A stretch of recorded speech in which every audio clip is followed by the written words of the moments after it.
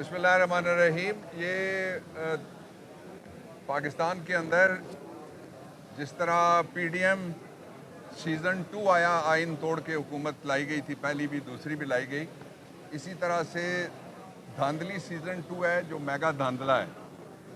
इसमें 3 चीज़ें आप देख लें कि उम्मीदवारों को इजाज़त नहीं है कि वो बाहर निकलें, और वोटर्स को इजाज़त नहीं है कि वो उम्मीदवारों से मिल सकें, और तीसरा जो फ्रीडम ऑफ एक्सप्रेशन बुनियादी हक आइन का दिया हुआ, फ्रीडम ऑफ मूवमेंट बुनियादी हक आइन का दिया हुआ, और फ्रीडम ऑफ एसोसिएशन, जलसा जुलूस रैली कुछ भी नहीं है।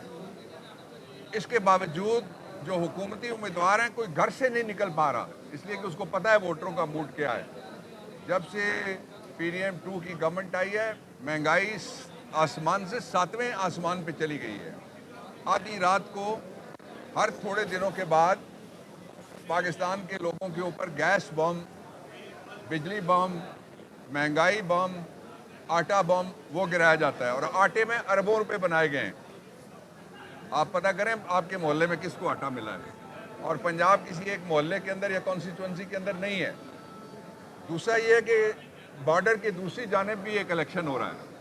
इंडिया में 97 करोड़ लोग वोट डालेंगे, हमारी आबादी 25 करोड़ है, और इनसे 20-22 सीटों में पसीने आए हुए हैं पूरी गवर्नमेंट को कि हम किस तरह से मजीद धांधली करें। पहले फॉर्म 45 और 47 था, अभी 147 तक जाएंगे धांधली में।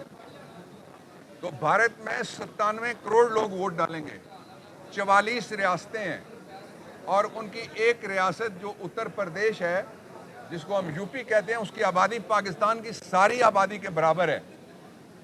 वहाँ कोई इलेक्शन कमीशन पे एतराज़ नहीं करता। 40 दिन तक इलेक्शन होता है, गिनती होती रहती है, रिजल्ट निकलते रहते हैं, लेकिन कभी एहतजाज नहीं। उसकी वजह यह है कि पाकिस्तान में एहतजाज इसलिए होता है, एतराज़ इसलिए होता है कि हमारे पास सिलेक्शन कमीशन है, भारत के पास इलेक्शन कमीशन है। उससे बड़ा इलेक्शन होने जा रहा है ट्रंप का नवंबर में, और जो ट्रंप का इलेक्शन है, अमेरिका दुनिया का सबसे बड़ा इलेक्शन होता है, वहां भी सिर्फ बाइडेन पे एतराज हुआ है। इससे पहले कभी किसी ने नहीं कहा कि धांधली हुई है। अब जो दूसरा, इसको आप जरा रख के देखें यहां पाकिस्तान के अंदर, तो पाकिस्तान में जो हमारे सियासी कैदी हैं, उनमें खास तौर पे मैं 2 तबकात का जिक्र करना चाहता हूं। इस वक्त भी 300 के करीब खवातीन और बच्चे और हमारे वर्कर्स वो जेलों में हैं, और सियासी कैदियों से, जंगी कैदियों से बुरा सलूक हो रहा है,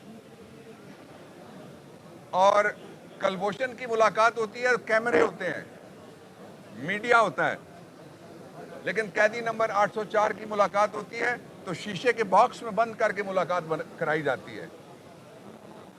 इस सब से ये क्या साबित करने की कोशिश की जा रही है कि क्या पाकिस्तान में आइन है? नहीं।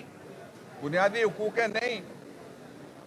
तो ये लोगों को मजबूर किया जा रहा है कि वो इज्तिमाई तौर पर इस निज़ाम को मुस्तरद करें, इज्तिमाई तौर पर इस तर्ज़ हुकूमत को रद्द करें, और इज्तिमाई तौर पर बाहर निकलें, और इसमें ज़्यादा देर नहीं लगेगी। मैं ये बात रिकॉर्ड पे लाना चाहता हूं कि बोरान नहीं जाएगा, जब इमरान आएगा तो तब बोरान जाएगा। इसलिए कि आपने जो 90 दिन की हुकूमत थी, उसको आपने 190 दिन से भी आगे गुजारा पूरे पाकिस्तान में। क्या हुआ? कुछ तब्दीली आई, किसी जगह बेहतरी आई, मैशत ठीक हुई, इस तरह से भी नहीं होनी।